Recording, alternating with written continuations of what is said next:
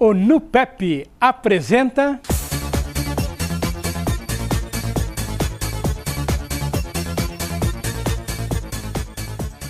Cabral Multimarcas. Escolha uma de suas lojas para fazer o melhor negócio e realizar o seu sonho.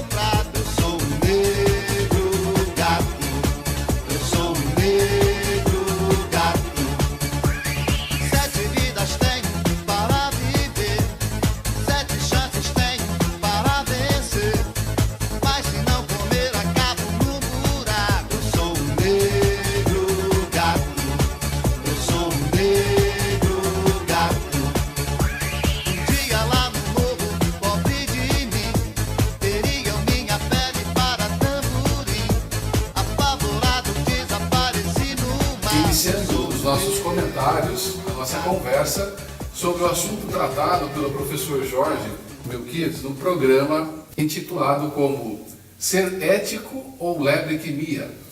O professor lembra sobre a decisão tomada para investigar e encontrar na natureza as raízes da moral e da ética.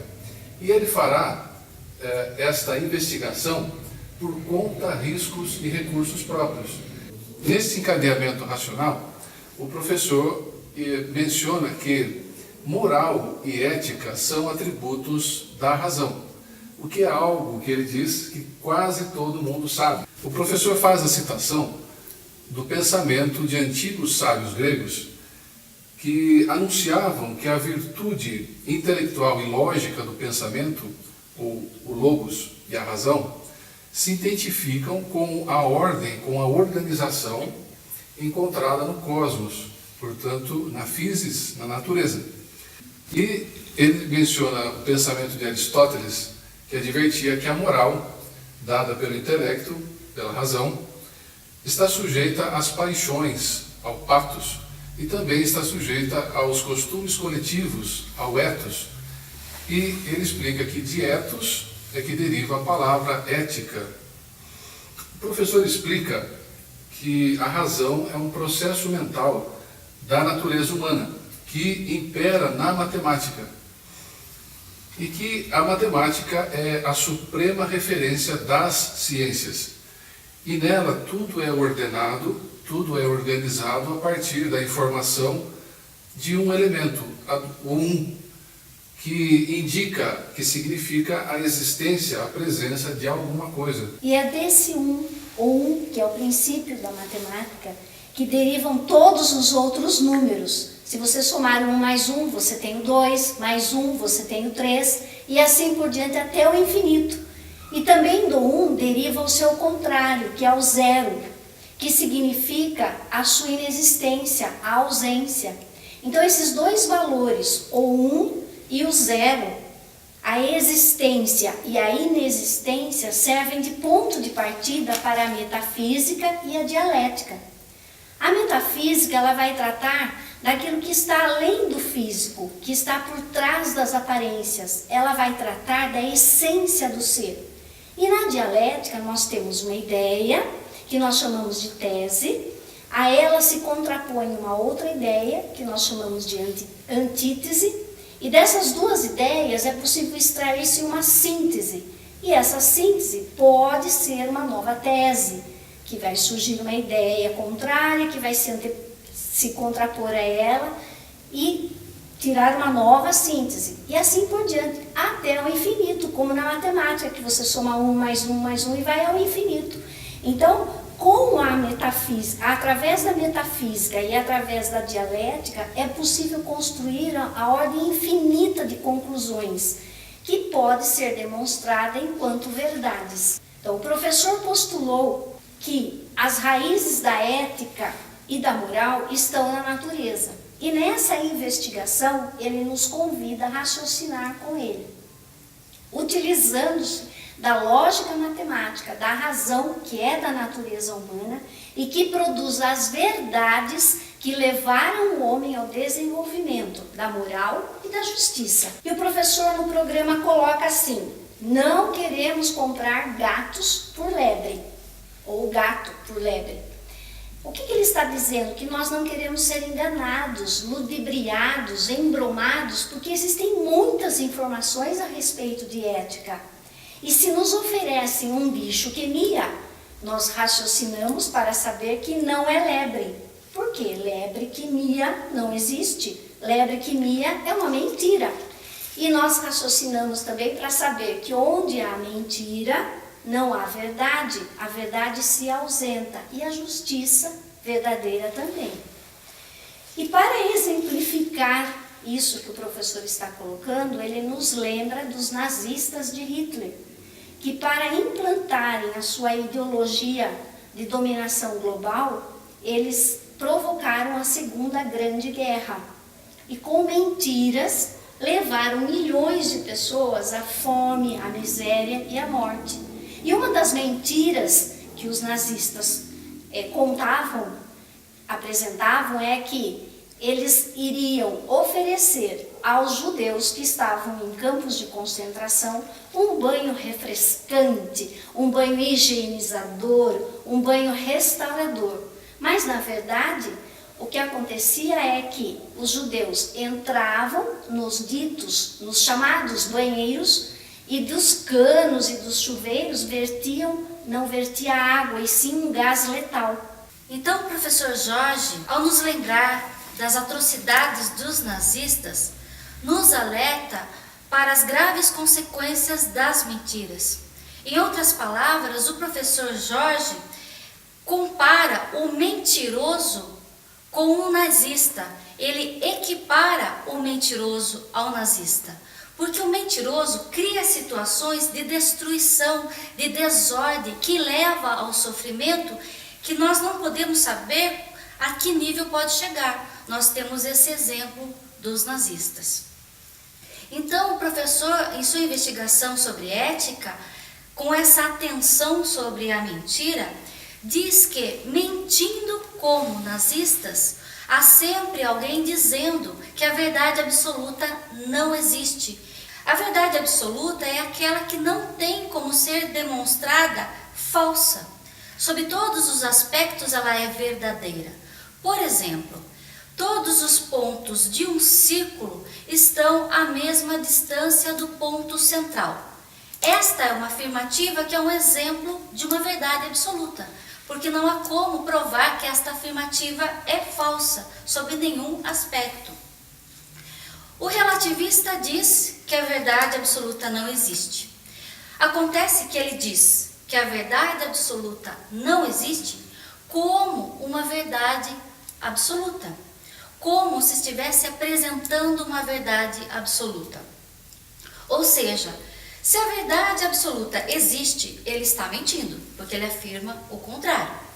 Agora, se ele está apresentando uma ideia como quem diz uma verdade absoluta, se a verdade absoluta não existisse, ele também estaria mentindo. Porque, ao fazer a sua afirmativa, ele apresenta como verdade absoluta. Então, se existe, ele está mentindo. Se não existe, ele também está mentindo. O que nós temos aí é que a sua afirmativa é falsa, é uma mentira.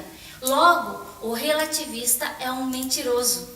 É justamente aquele que nos quer vender uma lebre que mia.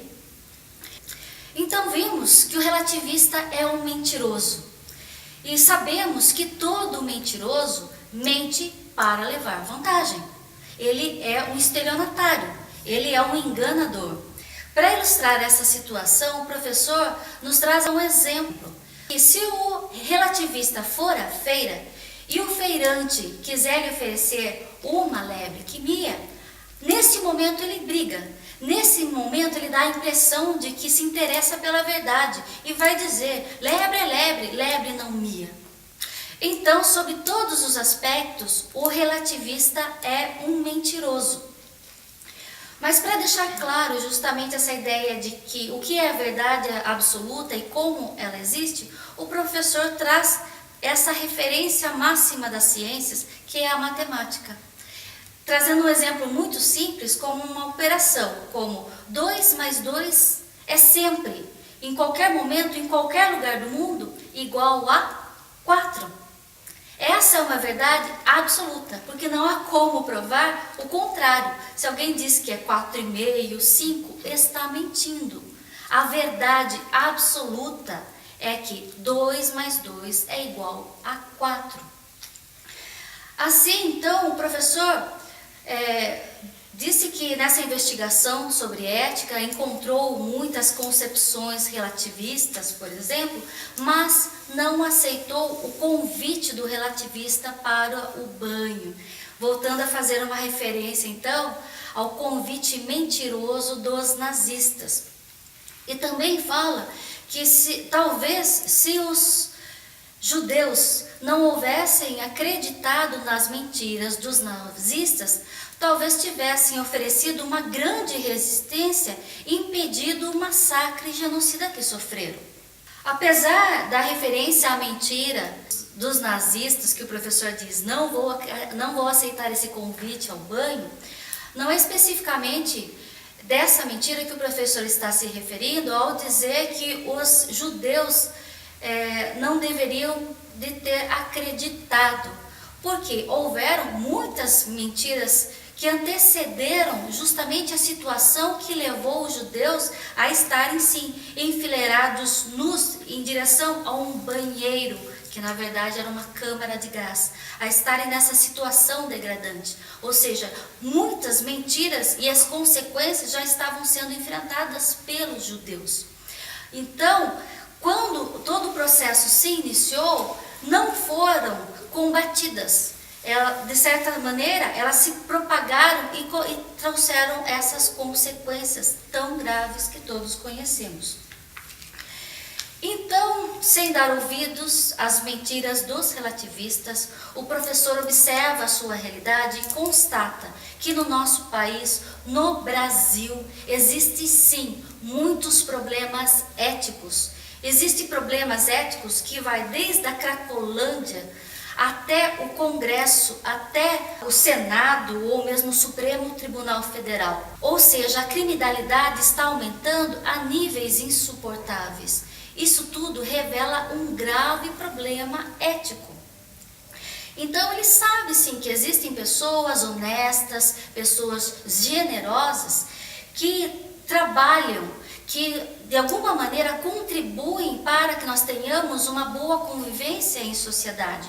Mas são muitos, muitos mesmo, os que apenas discursam sobre a ética, mas na prática destroem, causam uma desordem na nossa sociedade.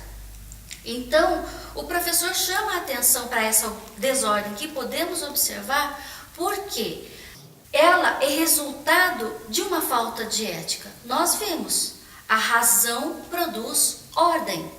E a ética é um atributo da razão. Logo, também deve produzir ordem. E observando então justamente essa desordem, nós podemos concluir que são muitos os problemas éticos.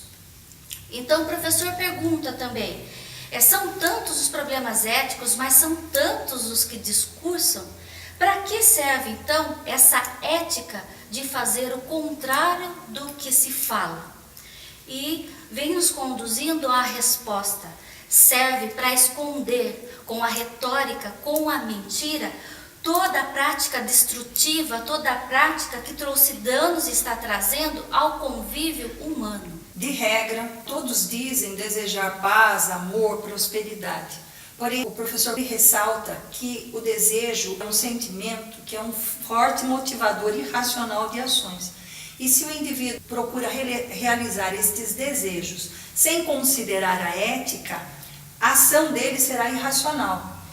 Para que esses desejos se realizassem, teria que buscar racionalmente quais as ações praticar para que esses desejos se realizassem de forma racional e na prática, de fato. Se ele não faz isso, ele diz desejar uma coisa e na prática realiza algo que é diferente daquilo que ele disse.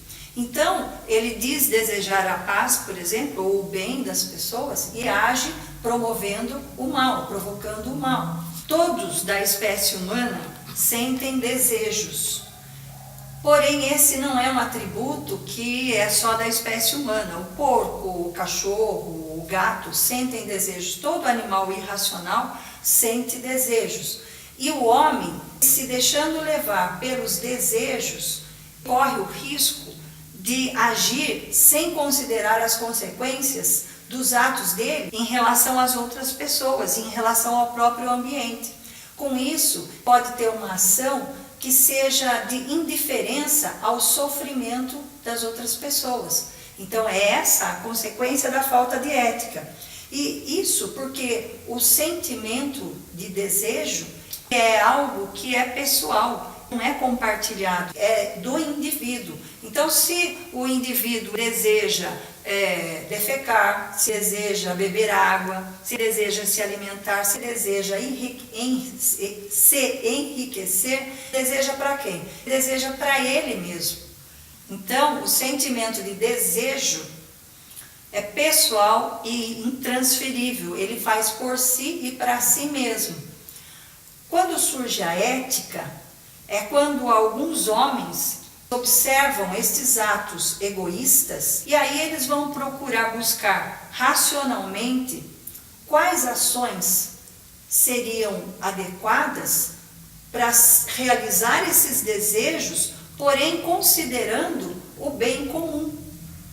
Então, racionalmente, se a gente pegar o exemplo do defecar, por exemplo, o desejo de defecar, alguns homens raciocinaram sobre isso e desenvolveram a fossa sanitária, desenvolveram o banheiro, desenvolveram a descarga sanitária, desenvolveram inclusive uma rede de esgoto.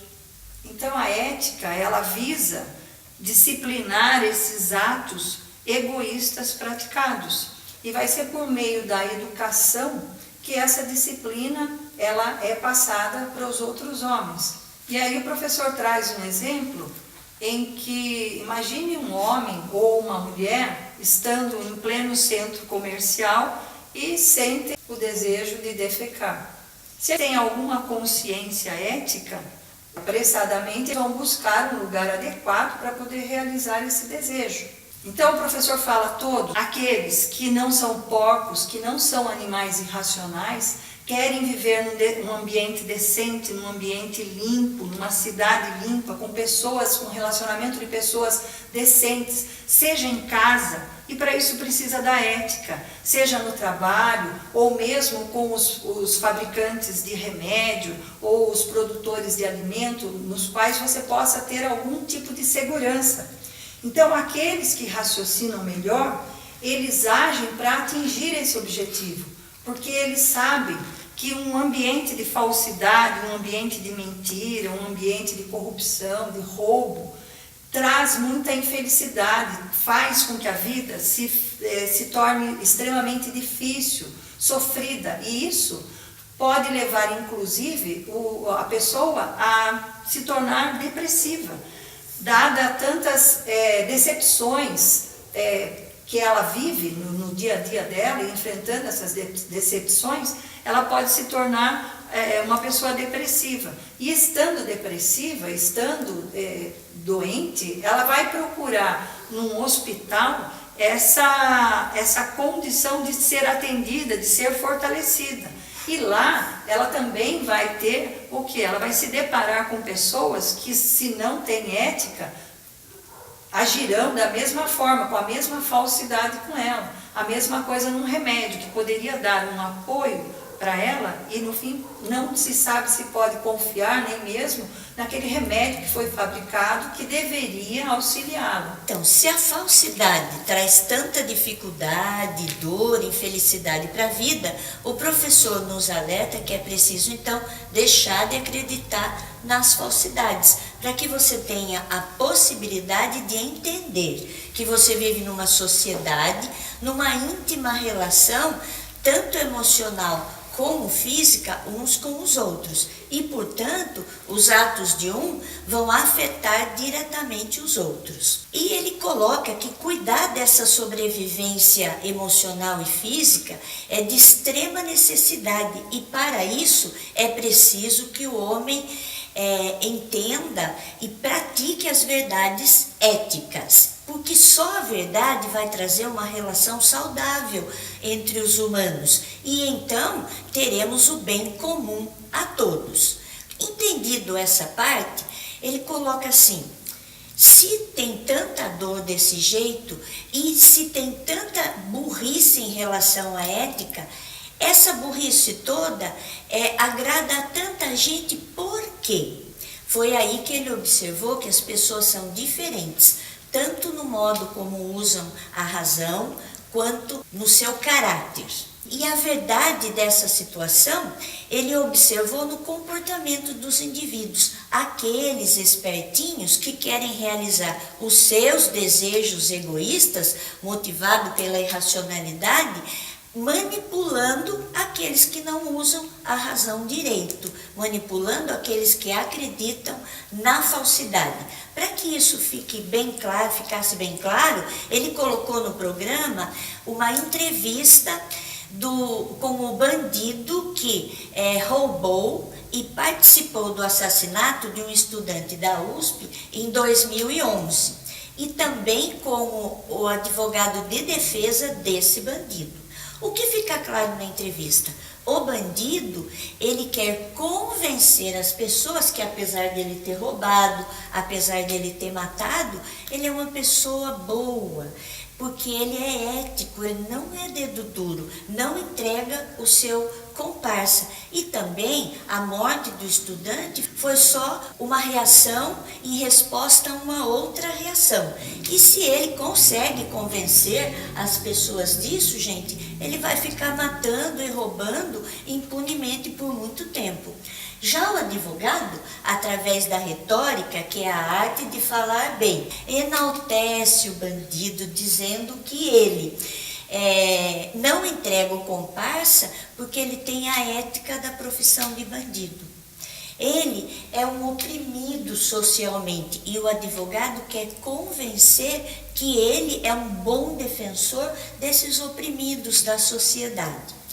Na análise do vídeo, o professor nos mostra que os dois mentem, porque nenhum deles consegue disciplinar a ação motivada pelo desejo irracional e egoísta, que é sentimental, e em consequência disso, não se cumpre a finalidade ética e racional, que é a que preserva a verdade, a que preserva a justiça nas relações humanas. A ética exige respeito à razão, que constrói e preserva a ordem conquistada pelo homem durante todo o seu período civilizatório. Sem razão, a ética fica corrompida pelos atos egoístas e irracionais. E nos alerta também que respeitar racionalmente implica em você perceber a consequência destrutiva que a realização dos desejos motivados pela irracionalidade causam nesse social onde você vive. O professor Jorge está afirmando que para se ter ética é necessário raciocinar. Raciocinando, usando a razão, que a pessoa consegue estabelecer relação de causa e consequência entre seus próprios atos egoístas e indisciplinados para atender seus desejos pessoais e a consequente destruição da ordem social, o mal que causa à sociedade. Mas não quer dizer com isso que a pessoa precise deixar de atender seus desejos. Até por uma questão de sobrevivência, ela precisa se alimentar, dormir, defecar, urinar, para garantir a saúde física e mental. Mas, da mesma maneira que um animal doméstico, como cachorro ou gato, pode ser disciplinado para defecar e urinar no local correto, para manter a saúde do lar, evitando mau cheiro e doenças, da mesma forma, a própria pessoa pode se disciplinar para atender seus desejos na hora e no local mais adequado. E essa disciplina autoimposta é que liberta a pessoa dos seus desejos. A pessoa decide, por vontade própria, quando e onde e como vai atender esses desejos. Não é o desejo que manda na pessoa. Não é na hora que surge o desejo que a pessoa atende. A pessoa é capaz de controlar quando e onde e como vai atender esse desejo. E também, se a pessoa estiver preocupada em construir e preservar a ordem social, relações sociais de amizade, de amorosidade, de companheirismo, de cooperação, aí sim surge a ética. Agora, voltando à questão inicial, será que bandido tem ética? A resposta é não, porque observando suas ações, as ações do bandido, podemos ver que causam o mal à sociedade. O bandido não está preocupado em construir relações saudáveis de amizade. E ele não dedura seu comparsa porque ele tem medo de ser assassinado. O próprio advogado entrevistado no vídeo observado, ele diz que o bandido não dedura o comparsa porque, se dedurar, vai ser assassinado. Então, o que motiva o comportamento do bandido é o sentimento de medo, é um sentimento, não é a razão. Por isso seu comportamento é irracional. Então ele está preso aos seus desejos pessoais e instintivos de sobrevivência. Também não há relação duradoura de amizade entre os bandidos. O bandido é usado como comparsa pelo outro bandido de modo oportunista. Enquanto for interessante para o bandido, pelo outro bandido, ele vai ser usado como comparsa. Mas a partir do momento que não interessar mais, ele é descartado, até mesmo assassinado. Então, o que prevalece nessas relações, é a lei das selvas, onde o mais bruto, mais agressivo, domina os outros. E para isso usa não só armas de fogo, mas também armas brancas, faca, pau, pedra, punho, automóvel para atropelar o outro, combustível para atacar fogo, o que for útil para agredir, ferir o outro e impor esse medo, esse sentimento de medo que motiva o comportamento do bandido. Então, se alguém diz que bandido tem ética, isso é uma retórica para manipular os débeis mentais que não raciocinam direito. O professor, assim, traz como exemplo um trecho de uma entrevista exibida no canal Brasil, na TV Brasil, chamado Espaço Público, com a senhora Márcia Tiburi, que é filósofa e foi candidata na última eleição à governadora do Rio de Janeiro. E ela, na entrevista, ela diz que tem lógica o bandido roubar. Então, se a pessoa contaminada pelo capitalismo, ela quer ter algo e não tem, é justo e lógico que ela tire de quem tem. Então, com essa retórica, ela quer passar por racional algo que crentes repetem, como ela, só repetem, e não conseguem demonstrar isso logicamente. Então ela diz que o sistema capitalista é injusto porque contamina alguém ou as pessoas para ter algo, e por isso a pessoa que não tem vai e tira de quem tem. É tão ridícula, né, e incoerente essa afirmação, porque muitos foram contaminados pelo sistema capitalista, queriam e querem ter algo, só que não estão tirando de ninguém. Vão atrás e trabalham para isso, têm a liberdade de adquirir, liberdade de propriedade, liberdade individual, tem o empreendedorismo, que é próprio do sistema capitalista, que trouxe prosperidade para muitos países, justamente por ofertar essas condições de ter, sem ter que tirar de ninguém. Então, essa afirmação, né, dessa dita filósofa, a gente vai dizer dita filósofa porque o professor esclarece, filosofia busca a verdade. E essa senhora não está buscando a verdade, ao contrário, é uma militante de esquerda que quer o poder.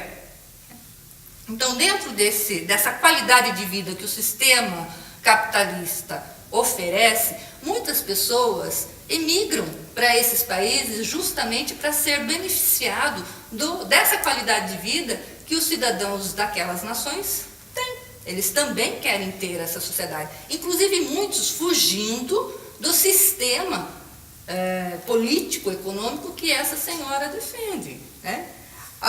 Dentro dessa observação, cabe a lembrança de que a Márcia Tiburi foi candidata a governadora do Rio de Janeiro pelo PT, cuja maior autoridade do partido está presa por corrupção, lavagem de dinheiro e outros crimes. Ou seja, por aí nós vamos ter que admitir que ela está dizendo que lebre mia.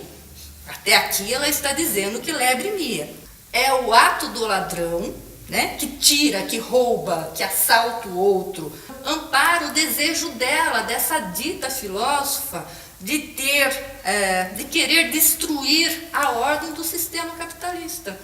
Ela tem esse desejo, pelas convicções esquerdistas dela, ela tem esse desejo, mas, na verdade, essa destruição faz parte do ato de bandido que ela está defendendo. Bom, ela vê lógica entre o seu desejo de destruir, que ela busca destruir o sistema capitalista, com o ato de tirar do outro. E se surgir o professor esclarece isso, se surgir algum sentimento de culpa dentro desse processo, essa senhora, ela vai tranquilizar a todos dizendo que o crime tem lógica. Ela diz isso, o crime tem lógica, e que o crime pode ser a solução para a desigualdade social. É o que ela está falando dentro dessa entrevista que ela deu. E que para isso, então, vale a força bruta, né? O combustível que alguém vai querer usar para queimar o outro, ou seja, ativar nas relações sociais essa animalidade completamente sem ética. Assim, o professor que vem nos convidando já para raciocinar com ele desde o início, ele pondera e nós podemos perceber com ele. O criminoso não promove o bem social. Ao contrário, ele dissemina ódio, medo, que são sentimentos primitivos, arcaicos, lá de trás. E irracionais, que é pior, né? O crime, de acordo com a fala, então, dessa dita filósofa, Márcia Tiburi, só é lógico e coerente com os desejos dela. De novo, ela quer nos convencer que lebre mia. No início do programa, o professor ele vem nos convidando para raciocinarmos juntos com ele, para encontrarmos as raízes da ética, da moral na natureza. E raciocinar, como nós estamos vendo, é organizar, é colocar ordem nas ideias, nas informações. É por isso que o professor nos convida a organizar essa enxurrada de informações que nos são dadas, e se não quisermos comprar lebre, quimia, ou seja, se não quisermos ser levados por mentiras, precisamos aprender a raciocinar e a seguir os passos juntos com ele. Então o professor ele nos alerta: não é preciso estudarmos filosofia para ver que nós, cidadãos brasileiros, fomos contaminados pelo capitalismo. Nós buscamos produzir, nós buscamos consumir e com o fruto do nosso suado trabalho. Então, nós ralamos pra caramba, nós nos esforçamos pra caramba para adquirir um carro, uma casa, um notebook, um celular e até mesmo uma saúde física. O professor diz no programa, tem pessoas que vão lá na academia, se esforçam, ou fora da academia para ter uma boa saúde física. Também nos esforçamos para ter uma boa saúde emocional, ou seja, para buscarmos relações amorosas, relações que nos façam bem emocionalmente, relações de lealdade, de companheirismo. E aí o professor pede no programa para imaginarmos a seguinte situação. Um vagabundo vem e nos dá uma facada e leva algum bem nosso, um celular, o nosso carro. Por que vagabundo, o professor coloca?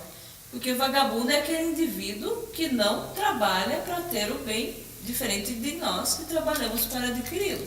Ele vai e toma aquilo que você trabalhou para adquirir.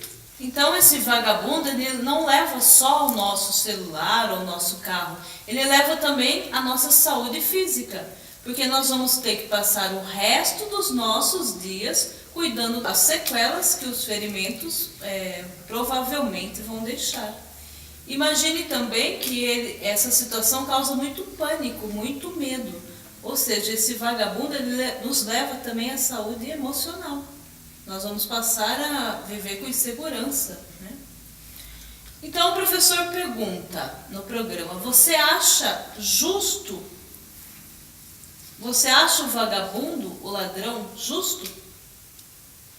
Você acha justa a fala dessa senhora Márcia Tiburi, que disse no programa TV Brasil que é justa e lógica a ação do bandido, porque ele foi contaminado pelo capitalismo, logo ele deseja algo e não tem.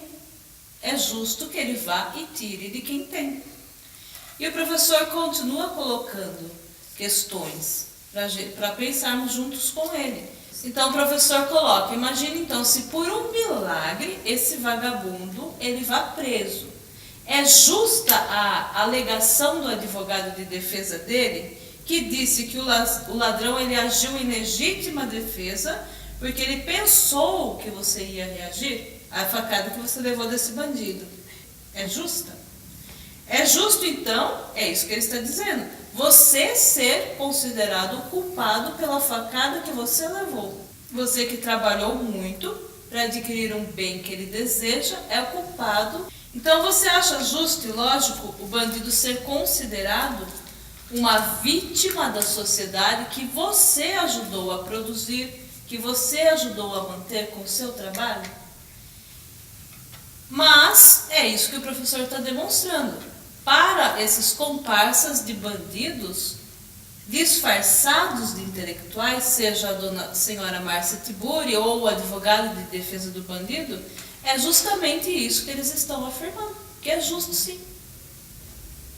Então, o professor ele apresentou no decorrer do programa vários questionamentos para demonstrar as consequências de aceitarmos tais ideias.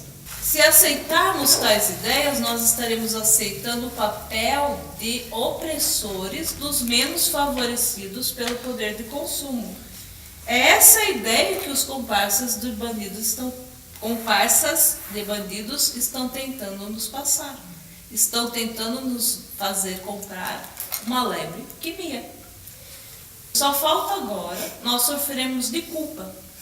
Uma irracional culpa, a culpa de termos trabalhado muito, de termos adquirido alguma coisa. O professor ele continua insistindo em explicar que o roubo abrange todo tipo de apropriação ilícita de propriedade alheia.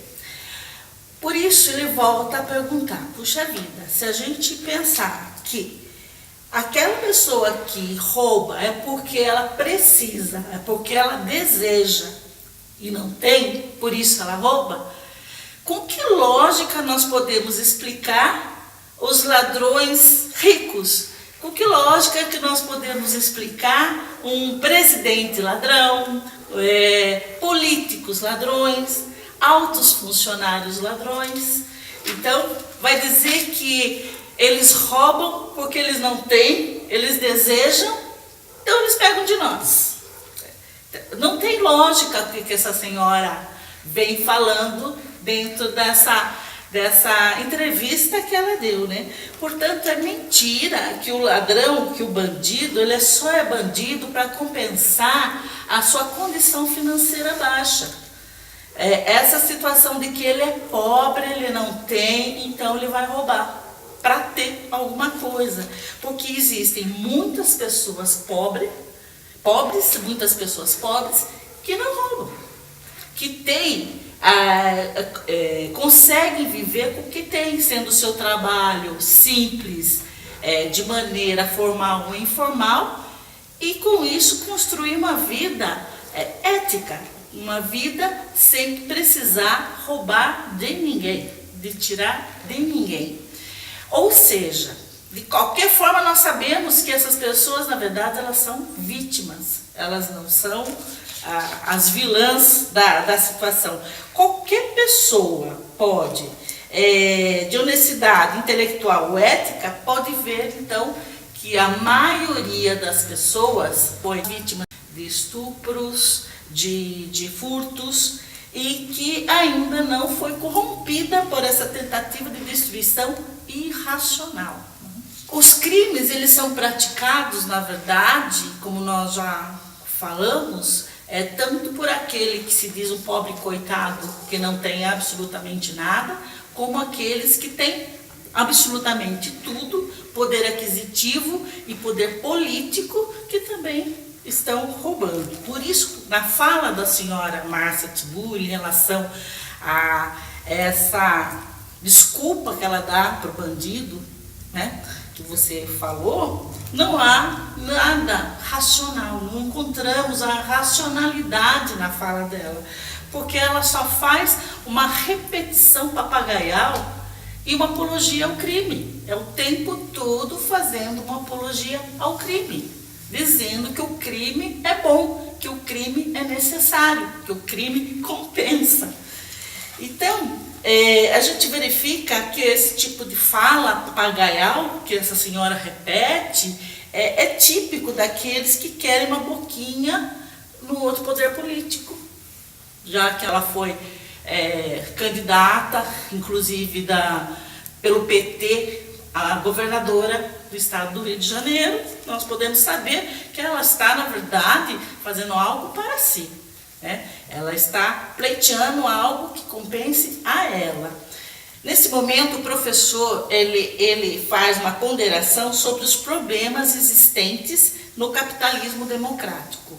Assim como há muito progresso, há muita prosperidade para os países capitalistas, há também problemas. Há conflitos de interesses, lógico, conflitos de ideias, conflitos de poder, há desigualdades, há pluralismo, e, no entanto, isso só pode ser resolvido com diálogo, com a educação, porque só a educação pode trazer uma livre expressão de direitos constitucionais e a aplicação das leis com justiça.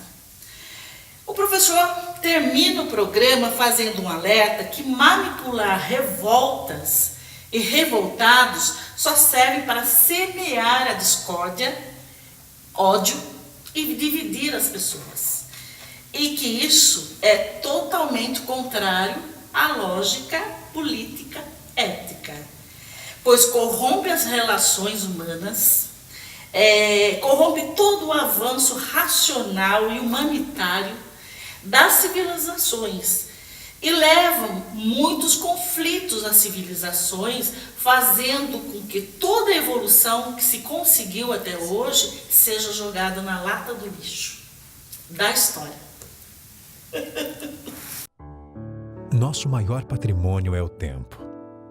Vocês chegam assim, crescem, aprendem, se desenvolvem, conhecem o mundo. O tempo passa e quando nos damos conta, vocês estão prontos para voar. O tempo é só um elemento para prepararmos vocês para a maior de todas as aventuras, a vida. Magnus Júnior, há mais de 40 anos fazendo parte da sua história. Gabinete de Leitura Sorocabano, incentivando a leitura e preservando a história.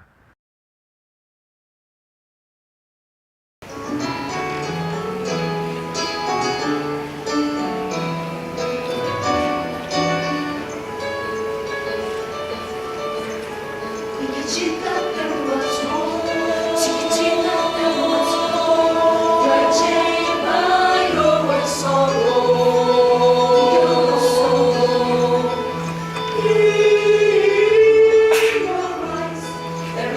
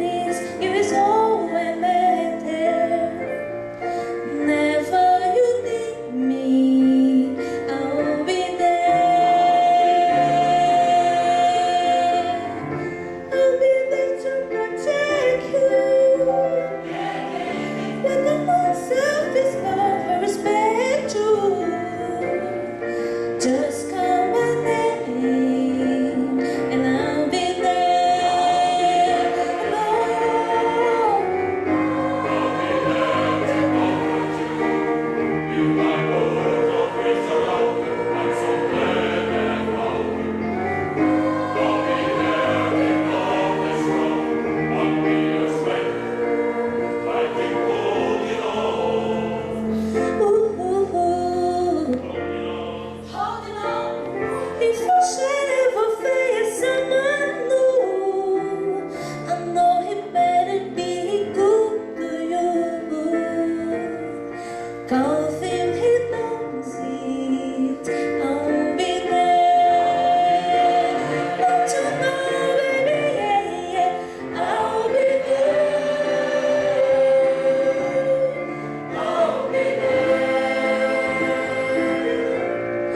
Just